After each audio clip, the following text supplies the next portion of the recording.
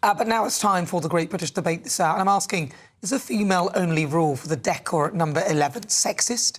Chancellor Rachel Reeves has raised eyebrows by introducing a female-only rule for the paintings in number 11 Downing Street. Speaking at a reception for female business leaders, the Chancellor announced that every painting in the stateroom in number 11 will be replaced by work of arts by women. However, she has been accused of pathetic gesture politics designed to distract the public from winter fuel payment cuts. Nice try, Rachel, but we'll talk about it anyway. I don't think this is going to go in her favour either. So for the Great British Debate This Hour, I'm asking, is a female-only rule for decor at number 11 sexist? Well, let's see what my panel make of that. Joining me now, political commentator Lee Harris, also trade unionist Andy Twelves. Right, I think there's only 11 of him now after the last one I destroyed. Lee Harris! I think it is a bit of a distraction. It's also, I'm going to think the word cultural vandalism. Yeah. It's not her office. She's effectively working in a museum. You know, there is an element to it that I think that you've got to make it a little bit your own, but literally taking works of art off of the wall of a building that is hundreds and hundreds and hundreds of years old, I just don't think they should be allowed to do it.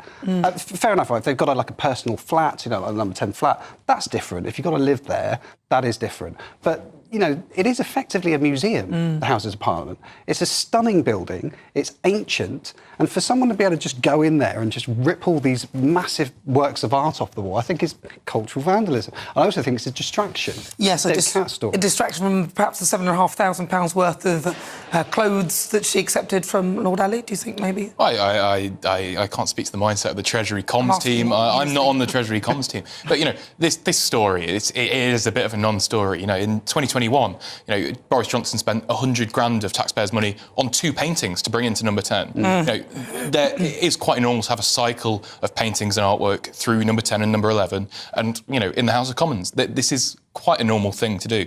For her to just give it a bit of a directive. It's not a bit, though, is it? It's quite no, not really. Every single picture. Not really. And she's saying it's specifically women as well, which some might see as a bit sexist. Well, no, it's to kind of push the point that she's the first female chancellor in the, you know, hundreds of years of the job existing. It's just a nice thing to do. It's her office. It's, you know, it's one room in a building. Office. It is her office. Do you know what I mean? She's been elected as an MP. She's been appointed as Chancellor of the Exchequer by the Prime Minister. The State Room is her office. She can do whatever she wants in there. That building will be around a lot longer than Rachel Reeves. Well, it may well be, but the fact of the matter is she's got to work in that room every day for the next X amount of years. To be fair, she can do what she wants. It's her room. To be fair, the room may not be around as long. If they carry on sort of literally stripping the finances of this country, they might have to sell up.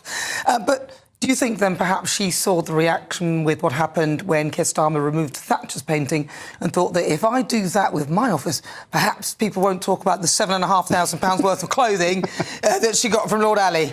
I mean, obviously, I can't speak to the Chancellor's mindset, but it's one of those where I think she wanted to empower women and make a gesture to those female business leaders that she was addressing. It is a gesture. She is virtue signalling, and there's nothing wrong with a bit of virtue signalling. Virtue signalling. He's acknowledged it as virtue signalling. Yeah, exactly. I cannot stand identity politics. I mean, the fact, don't get me wrong, I'm very pleased we have a female chancellor.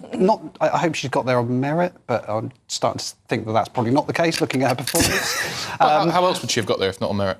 I mean, you're not suggesting anything untoward there, are you, Lee? No, she won her seat. She was democratically elected. I'm just saying that I don't think she's actually got the skills to do the job. Well, if that's the mindset, then the mindset could be that we'll get a woman chancellor in there.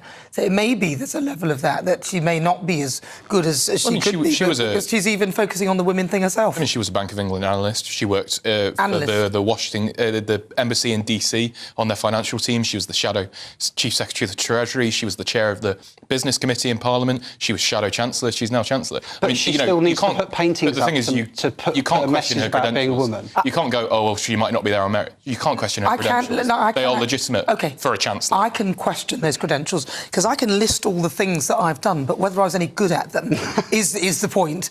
And I'm saying that it's in the eating of the pudding, not the list of the ingredients in it. And right now we're eating a bit of this pudding that she's supplying, and a lot of us are getting indigestion. Yeah, but by that point, you know, if you go, oh, well, you can only say if someone's earned it on merit by how they do the job. How would you get to the job in the first place if you can only base it on merit? Right, she was good at the Bank of England. She was good at the DC embassy. She was a solid chair of the business committee. She was a solid shadow chancellor.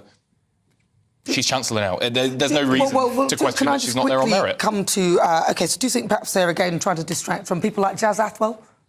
Jazz Athwell, the MP for the dodgy North, the landlord, who didn't pay for his own licences for his own licensing scheme that they have forgotten. I won't forget. Well, I think the Prime Minister's been fairly clear on that. Well, which is he what? condemned it, didn't he? Yeah, and then what did he do?